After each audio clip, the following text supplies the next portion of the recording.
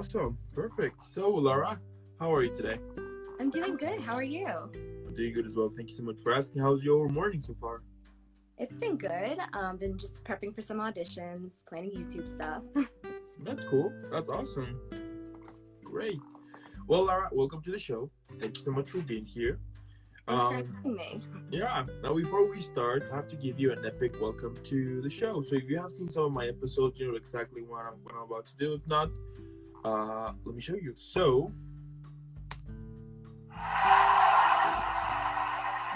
Thank you.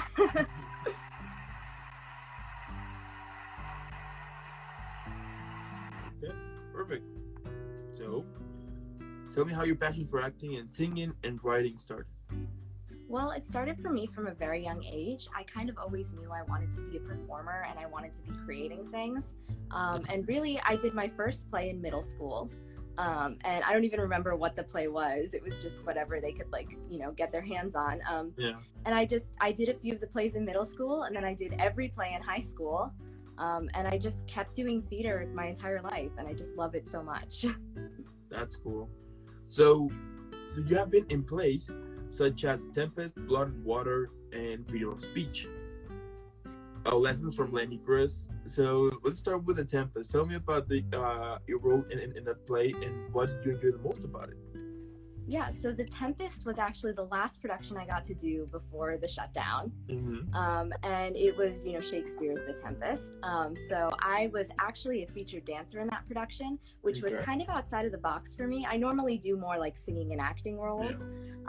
But, I also do have some dance experience. I've done ballet before. I took jazz when I was a kid. So it was really interesting for me to go back to like dancing, which I hadn't done in a while. But it was very fun. It was a really cool show. We did a lot of silhouette work. So we had like this giant screen up, and we would stand behind it with this bright light and do all these different poses. But it was a really cool production. I've definitely never done something like that before. That's really amazing. Wow. And tell me how you usually get ready before going on stage. Well, I like to take a moment to myself right before I go out. Kind of center myself, take a breath, get ready. And then, right before going on, I think about what was my character coming from when I'm going on stage? Like, what was the moment before? So, yeah, I mean, centering myself, figuring out what I just did, and then coming on stage with all the energy. That's amazing. And what are some of the techniques or things that you do to prepare a character? Yeah, so I like to start with script analysis and character analysis. So, I like think about who my character is, what their motive is, what their objective is. And then when I'm actually in the scene, whether it's stage or film, I try to really listen to the actors around me and really respond like authentically to what they're saying. That's very interesting. And wow. And tell me about Blood and Water. I mean, what did you like most about that project and about your role as well? So Blood and Water was a very interesting project I did. It was a senior thesis. So at my school, they have all the seniors in the theater department can have a thesis project. So it was a thesis, and it was kind of weird how it worked out. So I saw the casting call, and it said they needed an assistant stage manager, and they needed someone to play an assistant stage manager in the show. So I was like, that's very interesting. I haven't done a lot of backstage work, but I've done a lot in front, and I'd love to be in the show. It seems really interesting. So I ended up actually getting cast as the assistant stage manager in the show, while also running things behind the scenes as the assistant stage manager. And then there were a number of other roles in the show. Like I played a bunch of other characters throughout, and it was just really interesting. There was a lot of music and drama and comedy and movement. It was a really interesting project. Wow. And also, I mean, I assume that at the same time you were, like... Yeah, I had the headset on. I was telling people where to go. That's so cool. That's so awesome. Now, tell me, what do you think it's an important aspect for a play to be a good one? So I'm a little biased because I'm a writer, but I think the script. I think if the play has a good basis and a good foundation, you can do so much with it from there. If the script isn't great, it's kind of hard to work with it. So I think it all comes from the script. From the script, okay. And what do you like the most about theater? Where do I begin? I really love the community it creates because everyone is so supportive in that environment. There's just so much love. Everyone is there because they love doing it. So really, you're just surrounded by people who are loving what they're doing. They love being in that environment. Also, I'm so happy that theater is open again, by the way. Like in New York, we have Broadway again, which is amazing. I can't wait to see a show. Yeah, absolutely. Yeah. Like, how long has it been? Like 2 years, right? It's been a while. Yeah, it's the longest it's ever been shut down for. I don't even know if they've shut it down before. Right. Now, what do you think I mean, if you could describe your career at the moment for a play, what would be the title of it?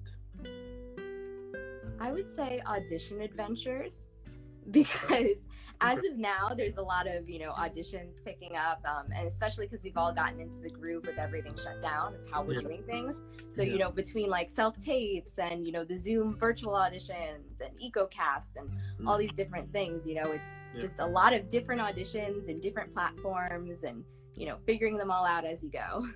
That's awesome. That's really cool. And like, what would you say to future actors who are starting their career on theater? I would say, this is a little cliche, but, you have to love it. If you could do any other career, this has definitely been said before, but if you could do any other career and be happy, do that instead. Because this is a tough industry. There's so much rejection. There's so much, hard work. You have to put in so much. And you also have to have a thick skin. You have to just keep going despite the rejection. True. Okay. Now, tell me about the process of writing. I mean, how you get inspired. So I get inspired by pretty much everything in my life. People I meet, experiences I have, things I observe around me. So, I just kind of take from my surroundings and experiences, and especially in comedy, I found that that's really helpful. True. And what are some of the aspects that someone needs to consider when they recently started writing? I think you really have to develop a writing routine. I know for me personally, I like to set aside time each day to write. And even if you're not, in a creative space at that time or thinking about, exactly what you're going to write, it's really helpful just to have a little chunk of time at least to just get yourself writing and get yourself into the routine of it. And I found that that's just really helpful because it all has to do with that internal motivation and just really wanting to do it and pushing yourself to do it every day. Okay, that's really cool. Wow. By the way, those are my dogs. I'm sorry. No worries. Yeah, I mean, I live with 3 dogs, and they just can't help it that whenever they will see someone from the street or a passing car or whatever, they just bark instantly. But they just go crazy. They just go crazy. Like, okay, just do your thing. Now, what do you like the most about writing? So, I write a lot of comedy, and a lot of sketches and a lot of different plays and things that are comedy.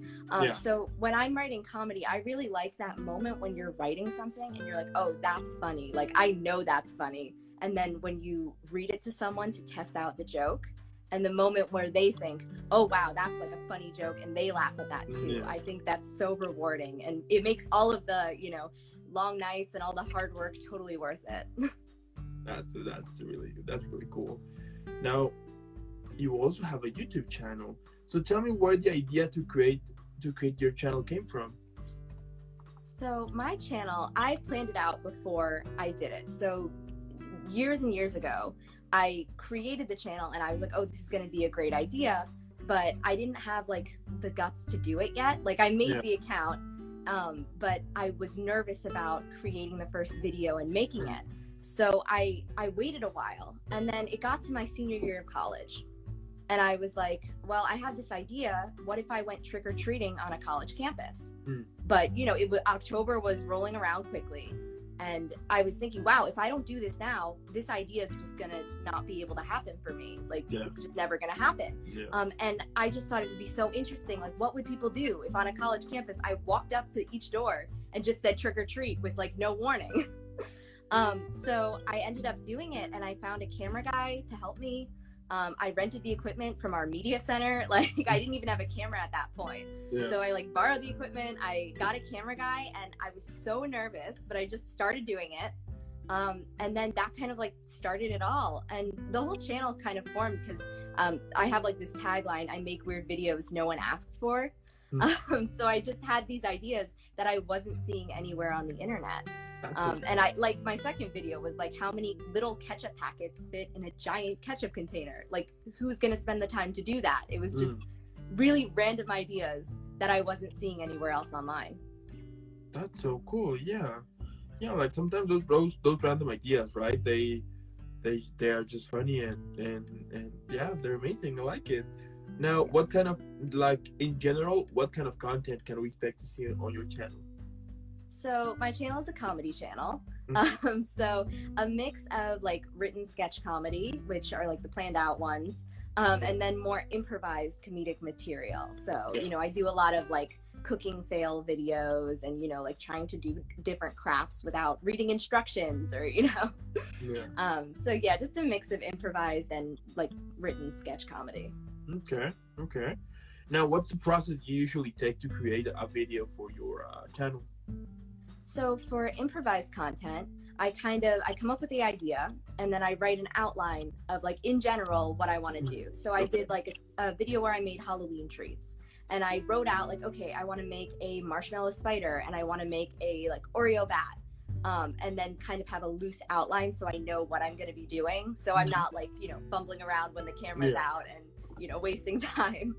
And then, you know, I set up and film and edit and post it. With the sketch comedy content, it takes a little bit longer because I write an actual script for it. And then I write out kind of the shot list. So, you know, first I'm going to open with me walking down the hall, and then I'm going to have, you know, a shot of me opening this cabinet. So, you know, I plan out a shot list to make it easier when I'm filming, because those ones are a little bit more involved. So yeah. Wow, that's really, that's so cool. And like, from all of the videos you have at the moment, which one, like, or like, what are some of your favorite videos? So my favorites are definitely my sketch videos. I have so much fun making them. And I love seeing people's reactions to them. So like I did, I have a series where I do horror movie parodies, where I did one with like hummus, and I just had the hummus terrorizing me in my house. And then I did a similar one for the holidays with a dreidel, for like Hanukkah. So I have that as like kind of an ongoing sketch. And if people stay tuned, there will be more of that kind of sketch coming on my channel. And then another sketch that I really enjoyed, I did one where it was a day in the life of Cinderella. So like what the Disney princess would be doing in a typical day, because she's already with the prince. She already, you know, her whole fairy tale is over.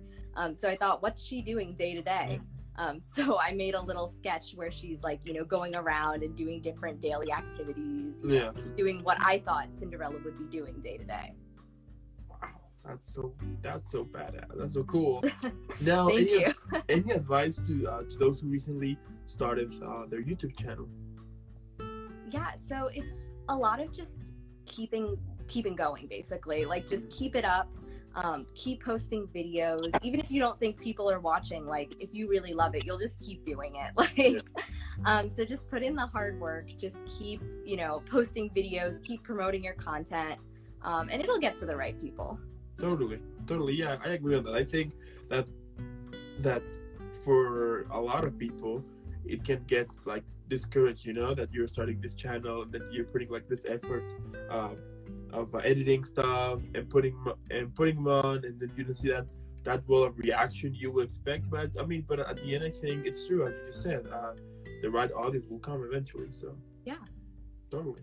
And like, what motivates you every day? I mean, what drives you to keep up working on your dreams? I mean, for acting, to writing, to have your YouTube channel, to have like all of this awesome stuff. Tell me, like, what motivates you to keep for you to just keep doing this amazing job?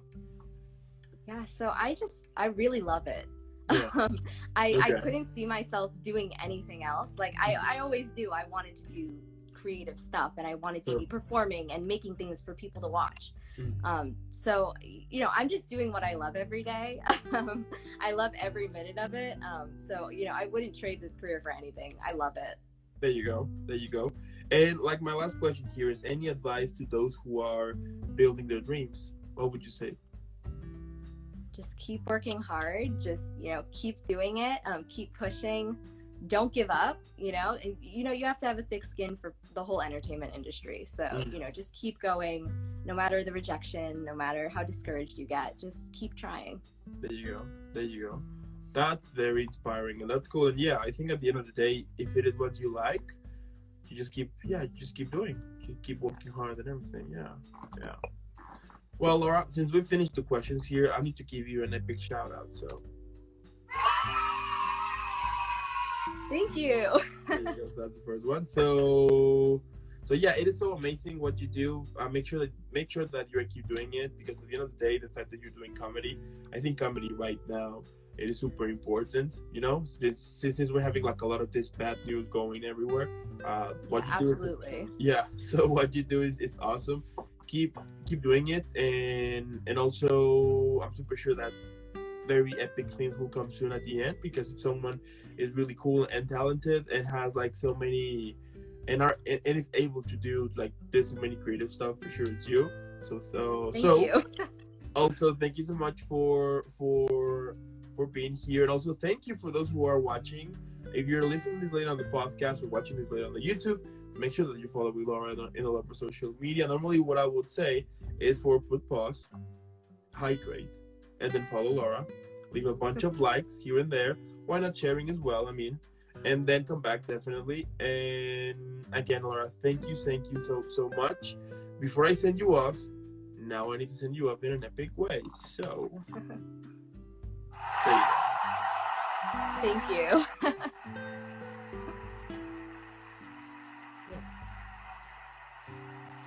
But yeah, thank you so much. Yeah, thank you for having me, and thank you for having this platform for actors and creators to come on here. It's really great. I'm happy that you like it. So I'll see you in the next one then. Yeah.